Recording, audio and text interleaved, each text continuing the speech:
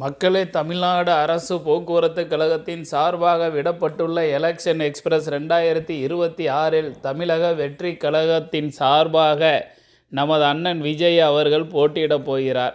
ஆமாம், அதான் உண்மை. அப்படி தானே நடந்தது பிளானு. இப்போ என்ன ஆயிட்டுன்னா, அந்த கரூர் சம்பவத்தை முன்னிட்டு அதிமுக பொதுச் செயலாளர் அண்ணன் எடப்பாடி அவர்கள் விஜய்க்கு பயங்கர சப்போர்ட் பண்ணார். சப்போர்ட் பண்ணது மட்டும் இல்லாமல் திமுக தான் இந்த தீய சக்தி தான் காரணம்னு சொன்னார். இப்போ விஜய் தேவையில்லாத வார்த்தைகளை விட்டதுனால எடப்பாடியார் கடுங்கோவமாயிட்டார்.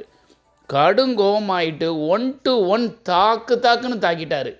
இதை கேட்ட உடனே எடப்பாடியார் பேசின பேச்சை கேட்ட உடனே விஜய் டர்ராகி மிரண்டு போயிட்டாப்புல. நான் தேவையில்லாத வேலை பார்த்துப்புட்டேன், அரசியலுக்கு வந்திருக்கக்கூடாது, வந்தது மட்டும் இல்லாமல் அதிமுகவாவது முதல்ல நான் ஒரு தப்பு பண்ணு சிபிஐ விசாரணை கேட்டு திமுகவுக்கு எதிராக நின்றுது, அதுவே தப்பு. ரெண்டாவது, அதிமுக எனக்கு சப்போர்ட் பண்ணாங்க, அவங்களையும் ரொம்ப பேசிட்டேன். அதனால் எடப்பாடியார் வேறு பயங்கர கோபமாக இருக்கார். டெல்லி என்னை மன்னிக்காது போல் தெரியுது, என் வாழ்க்கை சோழி முடிஞ்சிடும் போல் தெரியுதுன்னு சொல்லி புலம்பிட்டார் விஜய். ஆமாம்.